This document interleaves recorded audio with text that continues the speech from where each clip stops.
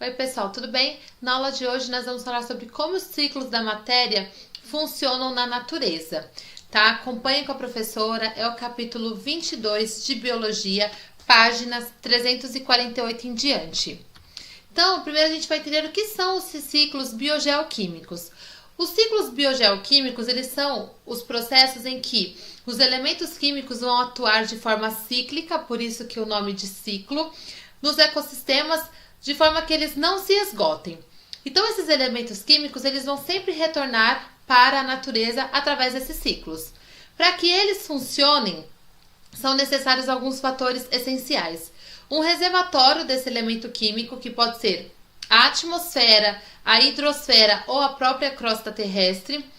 A presença de seres vivos, porque os ciclos biogeoquímicos eles vão acontecer com a presença de ser vivo, não importa se é uma bactéria, se é uma planta, se é um ser vivo ou animal. E condições mínimas que permitam a movimentação e a transformação desse elemento químico no ambiente e também no interior do corpo dos seres vivos. Quando a gente estuda esses ciclos, a gente tem uma importância porque a gente consegue trazer a previsão dos possíveis impactos ambientais negativos causados, por exemplo, pela poluição atmosférica, pela poluição do ar, pela poluição da água, ou até mesmo por poluentes que possam estar impregnando nas raízes de vegetais, ou então algumas toxinas que podem ser acumuladas ao longo da cadeia alimentar. Então é importante estudar esses ciclos e entender e compreender a importância de todos os seres vivos nesses fenômenos que são sempre cíclicos, envolvendo o ambiente, um ser vivo e também a gente tem o elemento químico em questão. Primeiramente, a gente vai falar sobre o ciclo da água. O nosso planeta, ele é conhecido como planeta água. Né? Você já deve ter ouvido esse termo aí, as pessoas falando. Por quê? Mais de 70% da superfície do nosso planeta é composto de água, no seu estado líquido principalmente. Embora a gente tenha água do tipo doce, a água do tipo salgada, nós temos água nas geleiras, nós temos água nos lençóis freáticos, nós temos a água evaporada na forma de vapor de água. Então a gente tem a água nos seus 3 estados físicos e uma grande quantidade de ambientes, compreendendo o que nós chamamos de hidrosfera. Então, a gente tem muito do nosso metabolismo, a gente sabe que todos os seres vivos dependem da água para funcionar. O nosso corpo, por exemplo, ele é formado por 70% de água, né, que desempenha diversas funções diferentes e importantes no nosso corpo.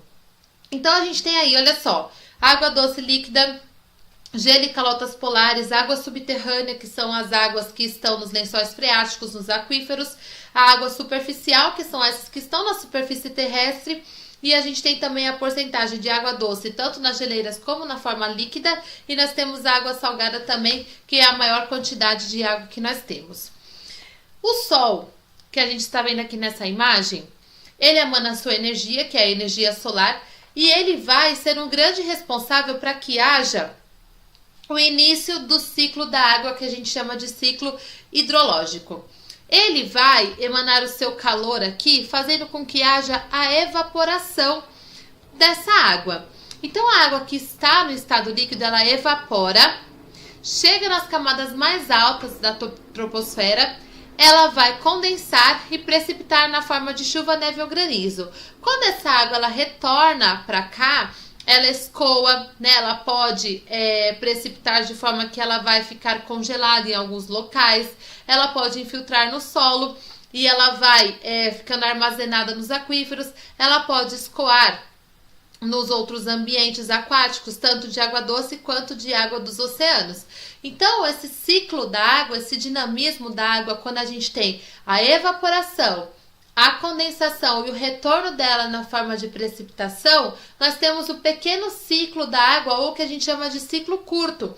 Ele é o mais rápido, ele tem o início na evaporação dos reservatórios, das águas superficiais, e termina aí com o seu retorno à superfície da Terra. Mas tem também o grande ciclo da água, né, que a gente chama de ciclo longo, que a gente tem a participação dos seres vivos. Então, a gente tem a participação dos processos metabólicos que ocorrem nos seres vivos, tanto em animais quanto em vegetais. Então, olha só, a gente tem os vegetais fazendo a evapotranspiração, que é quando os vegetais eles vão eliminar água tanto na sua respiração quanto pela sua transpiração. Os animais também, eles vão eliminar água através da sua respiração e através da sua excreção, por exemplo, a urina, e também através da transpiração. Então, essa evapotranspiração vai fazer com que essa água na forma de vapor suba, condense e também retorne em forma de precipitação. Então, a única coisa que modifica o ciclo longo do ciclo curto é que no ciclo longo a gente tem a participação dos seres vivos. Já no ciclo curto a gente tem apenas os fenômenos físicos acontecendo, não os fenômenos metabólicos. A gente só tem evapora, condensa e retorna. Agora, no grande ciclo, a gente tem o metabolismo respiratório, a transpiração ou excreção dos seres vivos. A água acumulada na atmosfera, ela forma essas nuvens carregadas de gotas que vão promover a formação das chuvas. Quando ela atinge o solo, ela vai se infiltrar, como a gente conhece aqui, ó, quando a gente está vendo aqui, e ela vai atingir os rios, né, e também os reservatórios subterrâneos.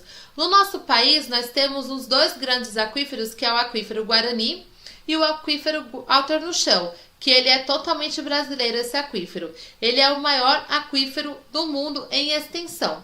Então, esses aquíferos, eles estão sofrendo ameaças justamente por conta da poluição atmosférica e poluição do solo, com o uso de pesticidas, com a questão do desmatamento, que deixa o solo desprotegido, por diversas coisas, né? Por uso de toxinas, enfim, que o ser humano vai causando, até mesmo por conta da mineração, da atividade do garimpo, também vão acabando chegando metais pesados, infiltrando e chegando nos lençóis freáticos. Então, vale lembrar, vale ressaltar que é importante preservar esse ciclo da água para que essa água ela retorne e ela vai abastecer aqui esses reservatórios de água subterrânea, de maneira que essa água não seja contaminada. Então, a gente sabe, né, que as ações antrópicas elas têm sido negativas nos cursos d'água, elas podem estar lançando dejetos, esgotos no curso d'água, e a água potável ela pode se esgotar. Então, a gente precisa pensar que é um ciclo, essa água se renova, mas ela precisa se renovar com qualidade. Então, é necessário a gente usar de forma sustentável a água. Além disso, também descartarmos esgoto em locais adequados. O esgoto ele precisa ser tratado para ser lançado novamente nos cursos de rios. Por isso que tem as estações de tratamento de esgoto. Porque senão vão causar diversos desastres ambientais, poluindo os cursos d'água, como minério e também o oceano com tantos lixos. Esse é o ciclo da água que eu tenho apresentado a vocês.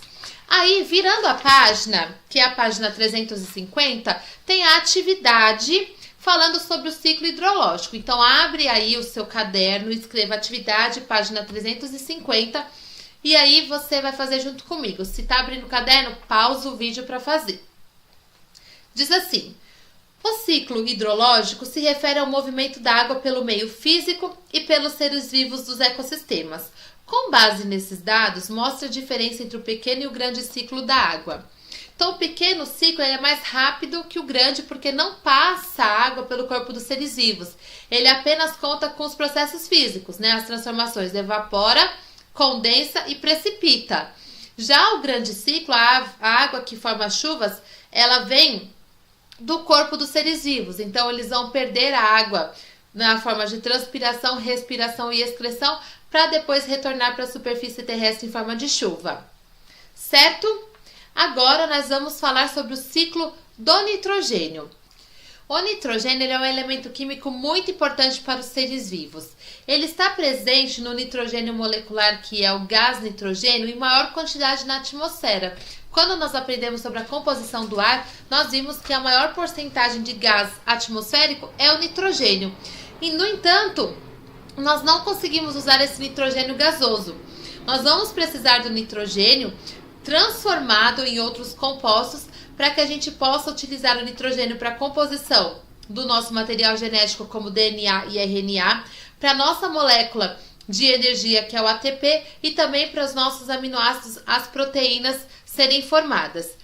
Então, a gente precisa de se alimentar de legumes cujas suas raízes possuam bactérias que participam do ciclo do nitrogênio, transformando o nitrogênio em compostos nitrogenados como nitritos e nitratos, para que assim, através da alimentação, nós adquirirmos esse tipo de elemento químico que é tão importante.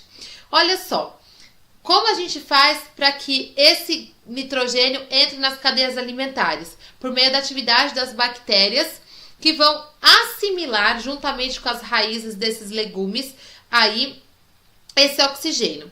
No solo, as bactérias que são chamadas de bactérias do gênero Rhizóbio, elas são as bactérias fixadoras de nitrogênio.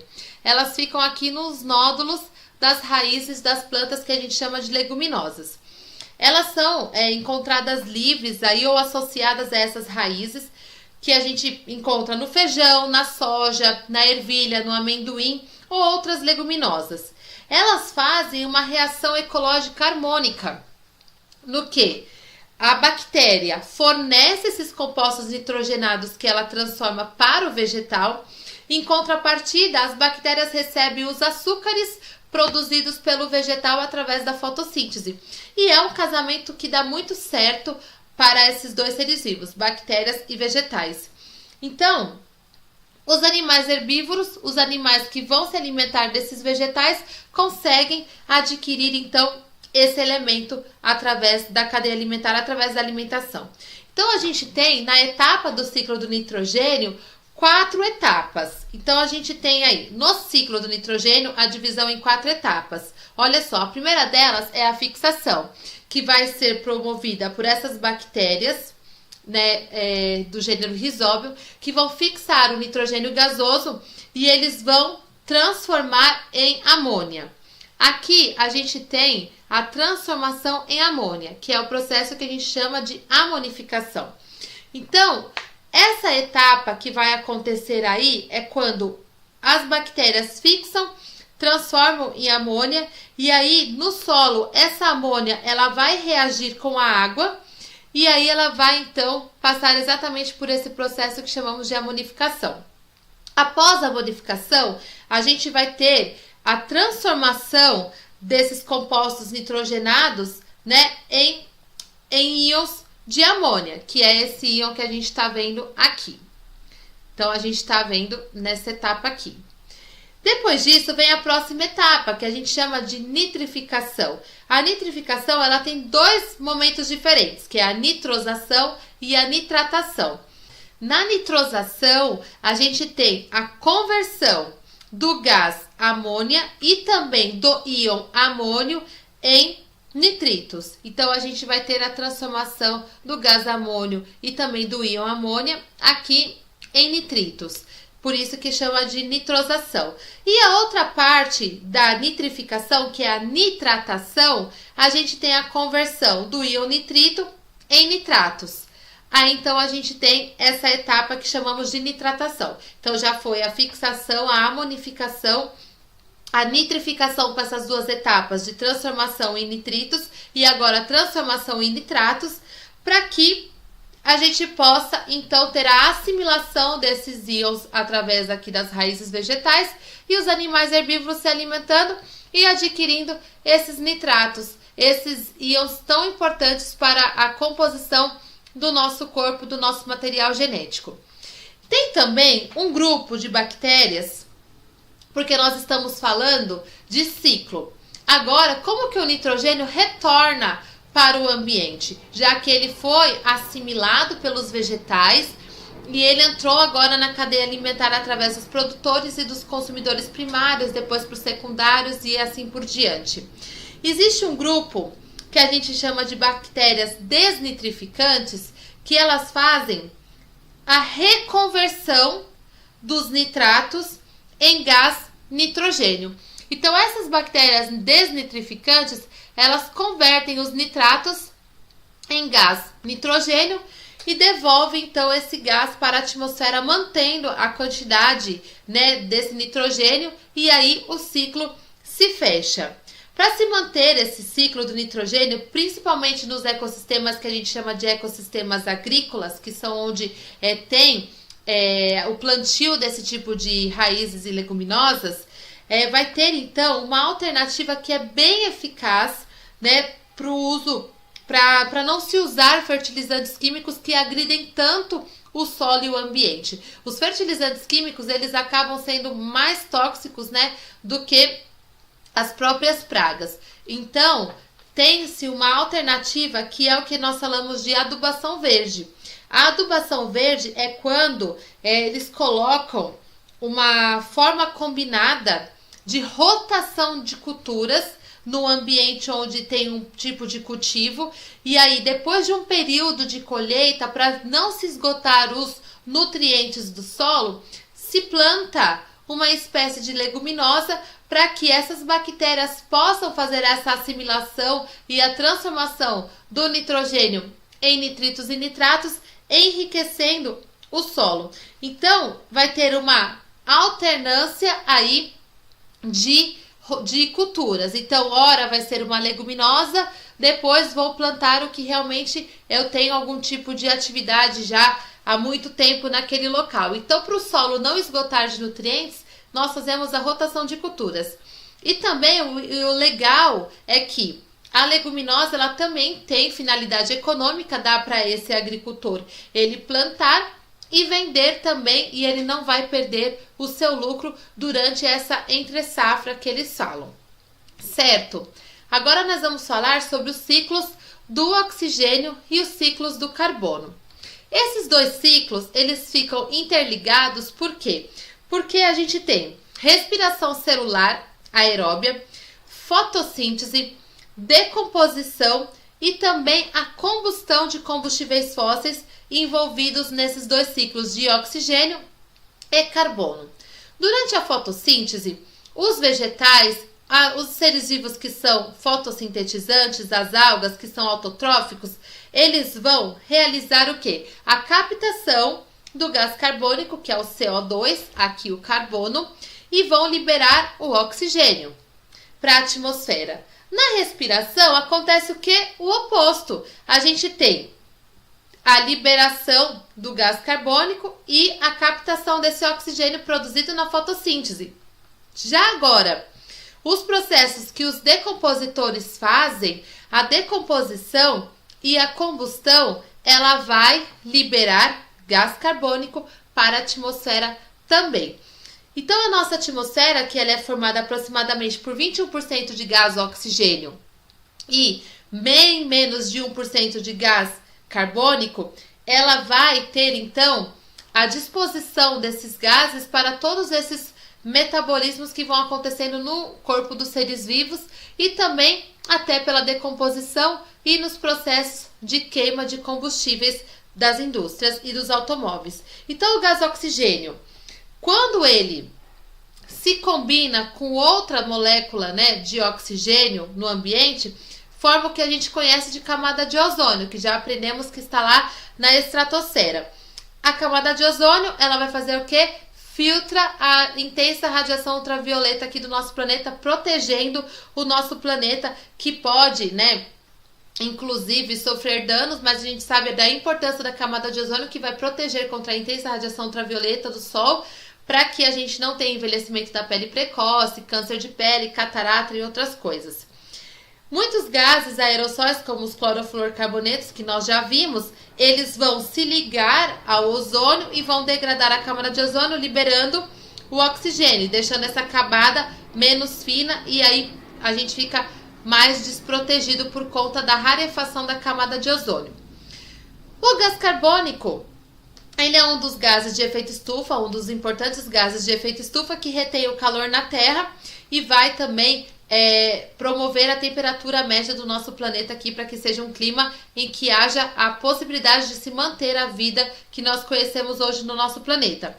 Porém, o aumento da emissão de gás carbônico por conta dessas atividades de combustíveis fósseis sendo queimados, o desmatamento, e, enfim, tudo que vem acontecendo, as queimadas de florestas, nós estamos intensificando a concentração desse gás na atmosfera, provocando o aquecimento global, que a gente já sabe que é quando acontece a temperatura média global sendo elevada em meio grau, 1 grau Celsius a mais. Tá certo? Agora nós vamos fazer a atividade relacionada a esse assunto da página 352. Diz assim: a fotossíntese é um processo bioquímico que atua em diferentes ciclos biogeoquímicos. Sem ela, esses ciclos não funcionariam. Identifique os ciclos biogeoquímicos que envolvem diretamente os gases produzidos e captados na fotossíntese. Explique de que forma a fotossíntese atua nesses ciclos. Nos ciclos do carbono e do oxigênio. A fotossíntese é a transformação da energia luminosa do Sol em energia química com a captação do gás carbônico da atmosfera. E ele vai produzir o quê? Glicose, certo? Que é o açúcar, e libera oxigênio para a atmosfera. Então, esse processo retira gás carbônico e libera oxigênio, interferindo tanto nos ciclos do carbono como do oxigênio. Agora, nós vamos fazer as atividades finais também da página 352 em diante. Está escrito 351, mas é 352. Exercício 3. Explique a importância dos ciclos biogeoquímicos para os estudos científicos. É importante porque permite que os pesquisadores prevejam, um possível impacto ambiental negativo, ocasionado pela falta ou até pelo excesso de alguns dos elementos químicos ou dessas moléculas que nós estudamos. Então fica mais fácil criar soluções para os problemas gerados e traçar medidas preventivas para que não se tenha futuros problemas. 4. Identifique os principais reservatórios naturais dos ciclos biogeoquímicos do carbono, do oxigênio, do nitrogênio e da água na natureza. Então, do carbono, do oxigênio e do nitrogênio é a atmosfera. Agora, da água são os rios, os lagos, lagoas, mares e outros corpos de água. Exercício 5. Uma técnica agrícola de conservação consiste em alternar espécies vegetais em uma mesma área agrícola a cada plantio. O sucesso dessa prática não é apenas ecológico, como também econômico.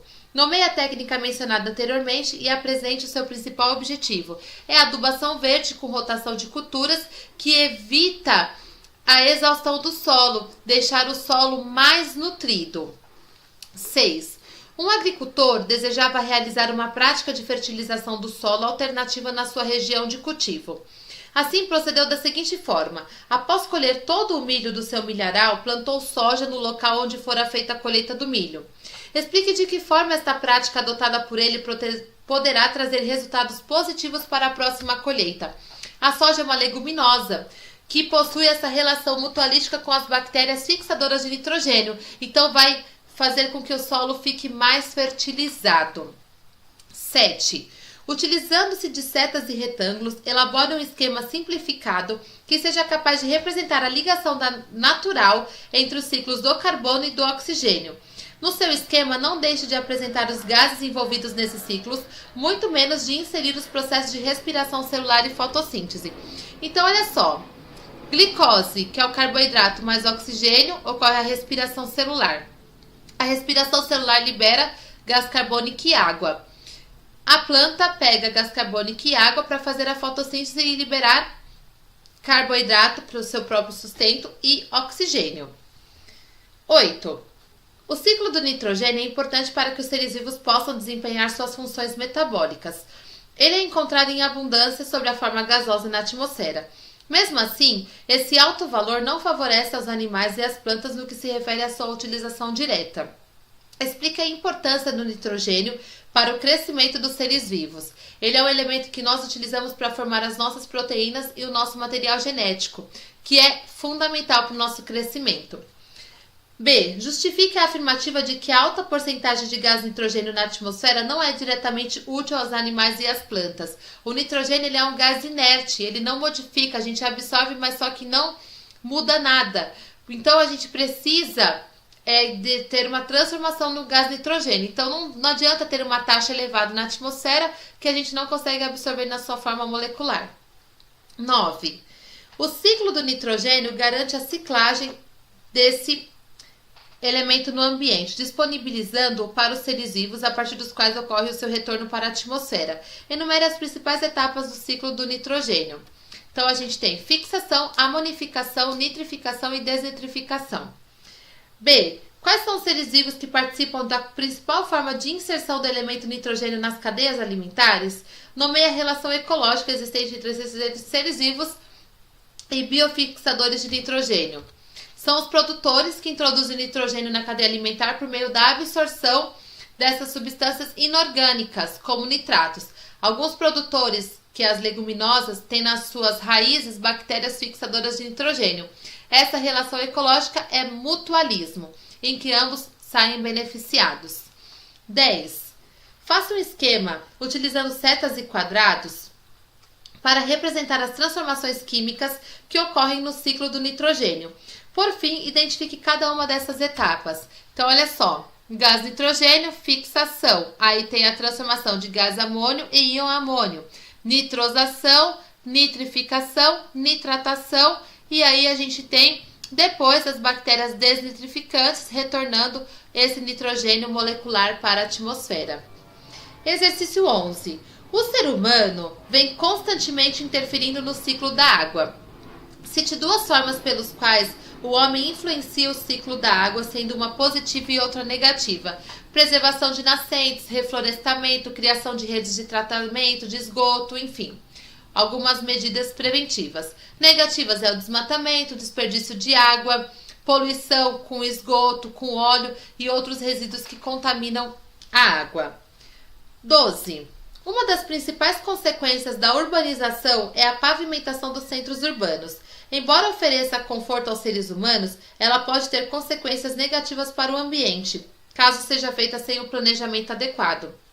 Estabeleça a relação entre o aumento crescente de pavimentação urbana e a ocorrência de enchentes nas grandes cidades.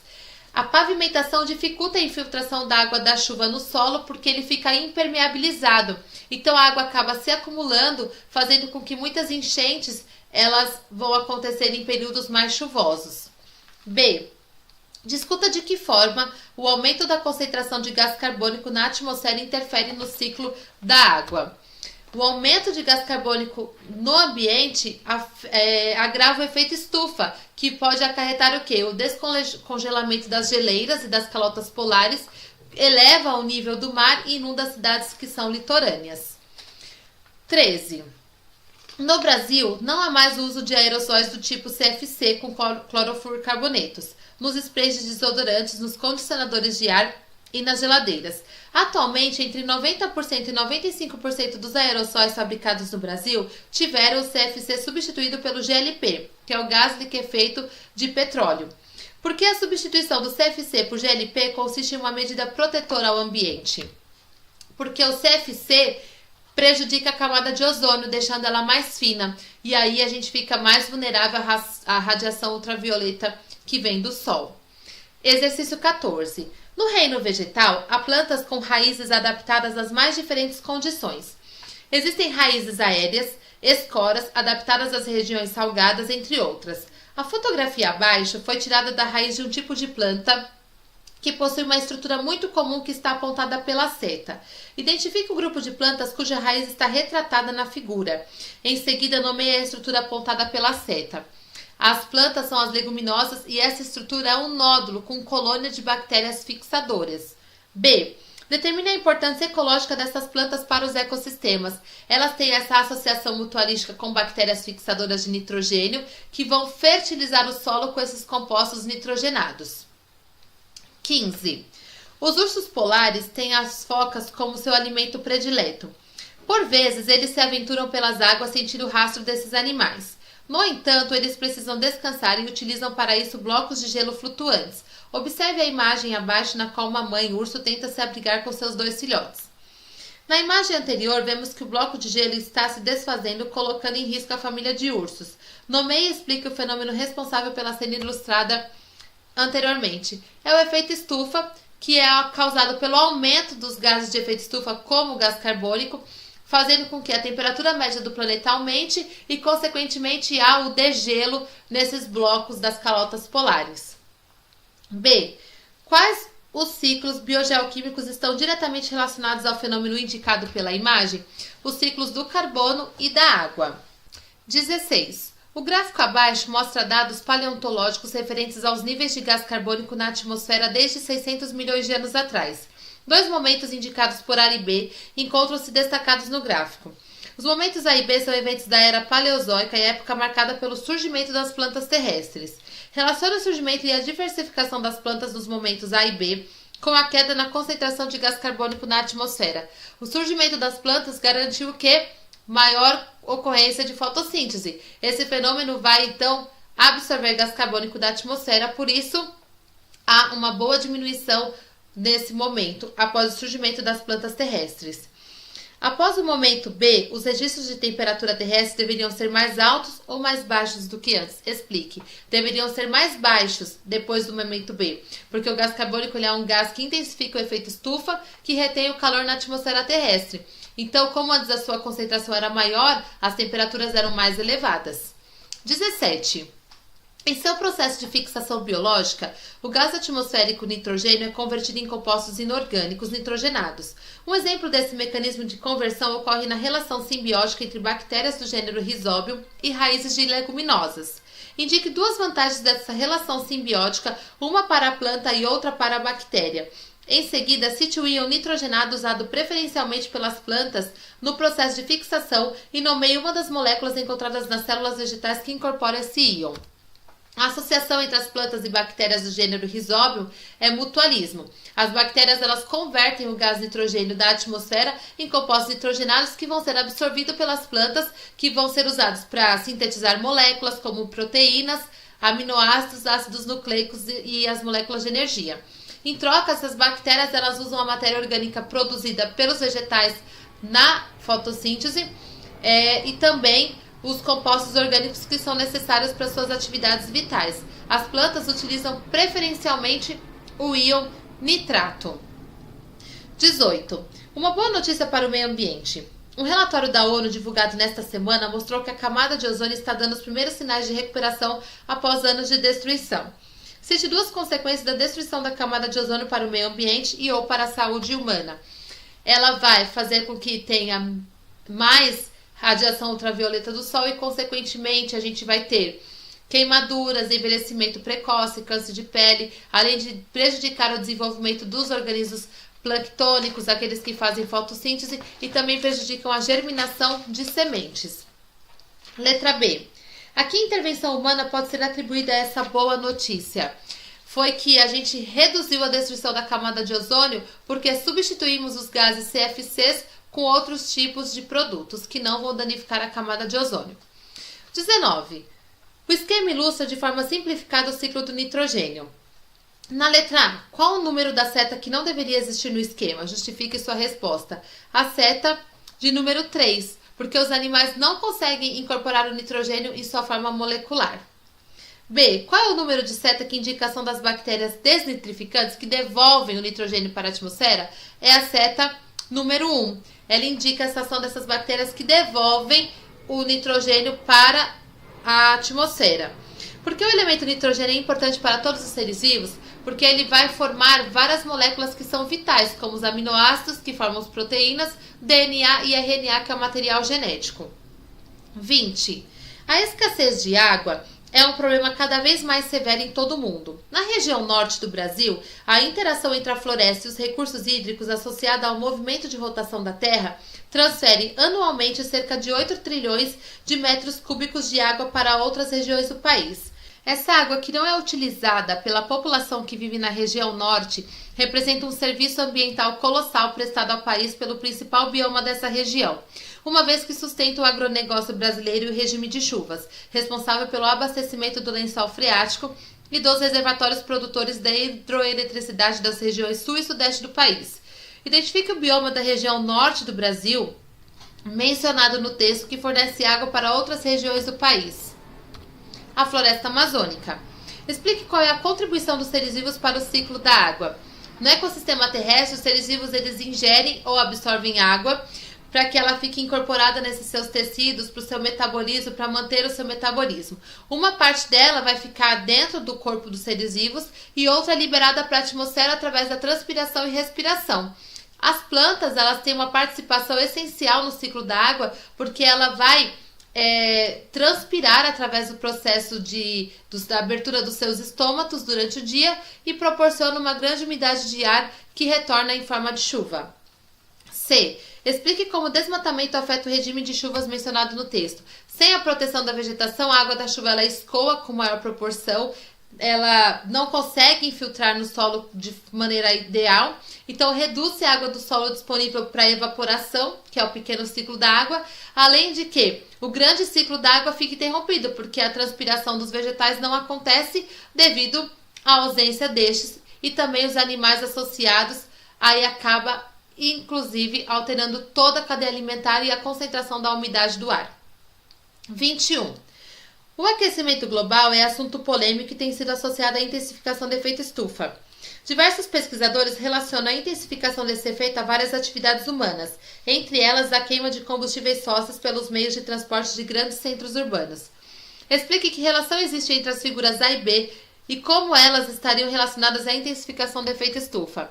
O aumento da produção do gás carbônico leva ao aumento da temperatura devido à maior retenção da radiação infravermelha refletida na superfície da Terra vinda do Sol. B. Por que a intensificação do efeito estufa é considerada prejudicial à Terra? Porque ela aumenta a temperatura, vai provocar várias alterações climáticas, vai ter o degelo, né, que é o derretimento das calotas polares, eleva-se o nível dos oceanos, aumenta a temperatura nas águas também. Então, várias espécies presentes no oceano e nas populações litorâneas são ameaçadas. C. Indique outra atividade humana que também pode contribuir para a intensificação do efeito estufa e justifique. Desmatamento, porque diminui a retirada de gás carbônico da atmosfera. Queimadas, diminui a retirada de gás carbônico e também aumenta a sua eliminação pela queima. Aumento dos rebanhos, porque elimina metano, que é exatamente o processo digestivo dos vegetais, e o metano é um gás de efeito estufa. Eliminação do fitoplâncton nos oceanos através da poluição, e eles acabam também captando gás carbônico atmosférico para a fotossíntese, liberando oxigênio. Atividade industrial, porque vai usar combustíveis fósseis que vão trazer a produção de gás carbônico. Então você pode escolher um desses com essas justificativas. 22. O crescimento da soja é influenciado por bactérias fixadoras de nitrogênio que vivem em associação com suas raízes. As plantas obtêm nitratos das bactérias e, em troca, as bactérias recebem nutrientes úteis para seu crescimento. Pesquisadores formularam a hipótese de que as plantas só transfeririam nutrientes para as bactérias em resposta à obtenção dos nitratos. Para testar essa hipótese, os pesquisadores mantiveram as bactérias em associação com as raízes de uma mesma planta de soja, mas em duas condições experimentais diferentes. Condição A. Atmosfera com nitrogênio suficiente para a multiplicação das bactérias, mas insuficiente para que nitratos fossem liberados. Condição B. Atmosfera normal com nitrogênio suficiente para a multiplicação de bactérias e para a liberação de nitratos. Os resultados obtidos mostraram que as bactérias nas condições A se multiplicaram com metade da eficiência daquelas na condição B. Esses resultados experimentais corroboram ou invalidam a hipótese testada. Esses resultados eles acabam corroborando a hipótese testada, porque além de apresentar uma eficiência naquelas condições e facilitar esses resultados experimentais, também mostra que à medida que o nitrogênio não limitava a multiplicação das bactérias, ocorria um maior crescimento delas nessas condições. Então isso se deve ao que? Ao aporte de nutrientes liberados pelas plantas, que somente se dá porque as bactérias liberam nitratos, trazendo então a afirmação de que é uma relação mutualística.